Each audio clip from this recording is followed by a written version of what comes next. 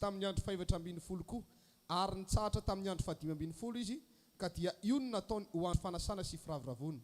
koa noho izany ny jiosy tany ambany vohitra izay nitoetra tamin'ny vohitra manodidina dia nanao ny andro 510 amin'ny volana Adara ho firaviravony sy fanasana sy andro mafaly ary fifanateran-javatra. Ny nanendrena ny andro firaviravona Porima sy ny fahalehibiazan'ny Mordekay andininy faharoapolo.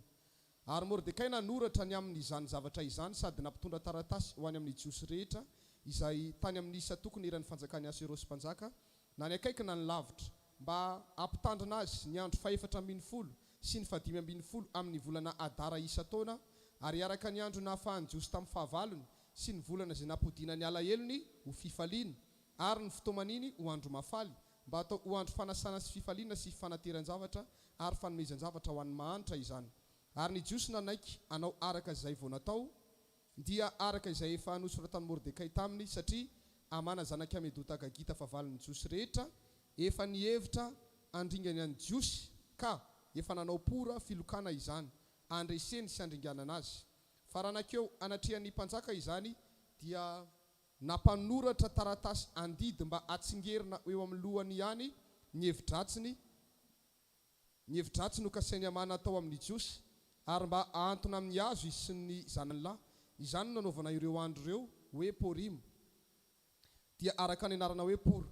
ary araka ny teny rehetra tamin'izany taratasy izany sy izay hitany amin'izany zavatra efa nanjo azy izany dia nanao lalàna tsy azovana ny jiosy ka nanaiky fa izy sy ny taranany ary zay rehetra miray aminy dia hitandrina izany andro roa izany araka ny voasoratra sy araka ny fotoana isa taona ary mba ho tsarovana sy ho rehetra sy amin'ny fokony rehetra sy ny isa tokony eran'ny fanjakana rehetra sy amin'ny isa tanàna ary mba tsy ho tapaka Porima ireo ka tsy tsahatra ny fahatsiarovana izany amin'ny taranany. Ary Estera vadin'ny mpanjaka sady zanaka vavin'ny Abiaila sy Mordekay jiosy dia nanoratra tamin'ny fahefana rehetra anamafy izany taratasy faharoa milazan'ny Porima izany ary nampitondra ny taratasy ho any amin'ny jiosy rehetra izy dia ho any amin'ny toko 720 amin'ny fanjakan'ny Aserosy manao teny fiadanana sy fahamarinana mba ampitandrina azy ireo andro Porima ireo amin'ny fotoany araka izay nandidin'ny Mordekay jiosy sy Estera vadin'ny mpanjaka azy sy araka izay efa nekeny ho an'ny tenany sy ny taranany koa amin'ny fifadiakanina sy ny fitarainany. Ary ny tenin'ny Estera dia nanamafy izany teny milazan'ny Porima izany ary voasoratra tao amin'ny boky izany.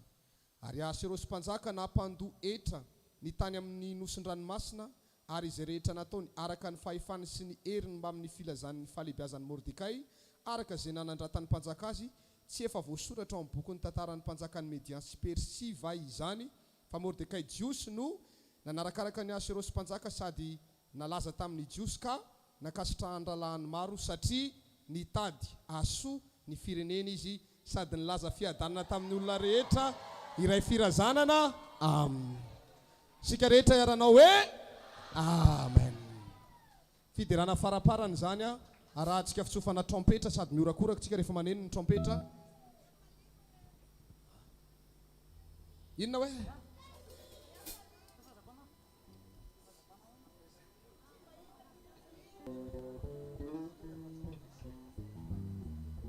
Tsy mba hitako ny ilazako ny hafaliko zany dia dera tsara mihitsy tsika mambadika an'izay.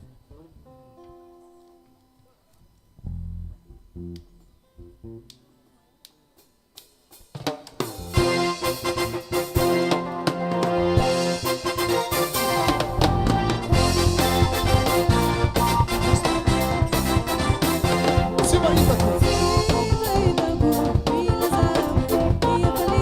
satria velona mandrakizany tsy mba hitako ny ilazako satria velona mandrakizany izao tontolo izao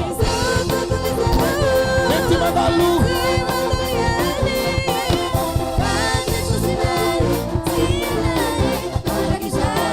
izao tontolo izao mety mandalo